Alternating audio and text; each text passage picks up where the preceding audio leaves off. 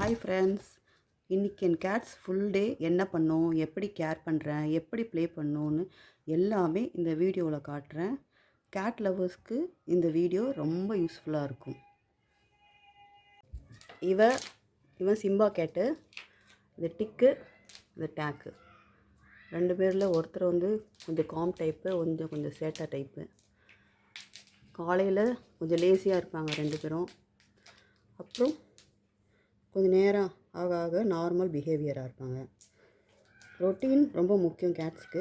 Same டைமில் food கொடுக்கணும், same டைமில் விளையாட்டு இருந்தால் அவங்க ஸ்ட்ரெஸ் ஃப்ரீயாக இருப்பாங்க, இந்த மாதிரி ஜாலியாக இருப்பாங்க. மார்னிங்கில் ஃபஸ்ட்டு நான் க்ளீன் வாட்டர் கொடுப்பேன். ஃப்ரெஷ் வாட்டர் ரொம்ப முக்கியம், எஸ்பெஷலி கேட்ஸ்க்கு கிட்னி ஹெல்த்துக்கு ரொம்ப முக்கியம். இது ஃபீடிங் டைம், ஓவர் ஃபீடிங் பண்ணக்கூடாது. டெய்லி கரெக்டான அளவு கொடுத்தா கேட்ஸ் ஹெல்த்தியாக இருப்பாங்க. ஃபுட் கொடுத்துட்டு கொஞ்சம் நேரம் ரெஸ்டிங் டைம். கேட் ஃபுட்டு சாப்பிட்டு உடனே விளையாட மாட்டாங்க, கொஞ்சம் நேரம் ரெஸ்ட் எடுத்துகிட்டு அப்புறம் விளையாடுவாங்க. இப்போ ப்ளே டைம். கேட்ஸ் விளையாடுதுங்க, டாய்ஸோடு விளையாடுவாங்க. அது பார்க்குறதுக்கு ரவுண்டாக பால் மாதிரி இருக்குதுன்னு விளையாடுவாங்க. இப்போ அவங்க 3 பேர் விளையாடிட்டுருக்காங்க, அதில் 2 பேர் விளையாடுறாங்க பாருங்கள். சிம்பாவும் இந்த டிக்குன்னு ஒரு கேட்டும் விளையாடுதுங்க. அது அவனுக்கு எப்படி தெரியல. சிம்பா இது குட்டி மாதிரி இருக்கா இல்லை சண்டை போடுதா விளையாடுதான்னு தெரியல. நக்கி விடுது, திடீர்னு பார்த்தா கடிக்குது. விளையாடுறாங்கன்னு நினைக்கிறேன். தினமும் கொஞ்சம் நேரம் விளையாடினா அதுங்களுக்கு நல்லாயிருக்கும், ஃப்ரீயாக இருக்கும், ஸ்ட்ரெஸ் ஃப்ரீயாக ஆக்டிவாக இருக்கும், ஒபேசிட்டி வராமல் இருக்கும். சில கேட் டக் டக்குன்னு ஓடுவாங்க. இதை ஒரு வாழை பிடிச்சி எடுக்குது பாருங்கள். ஆனால் அது சேட்டை ரொம்ப அதிகமாக இருக்குது.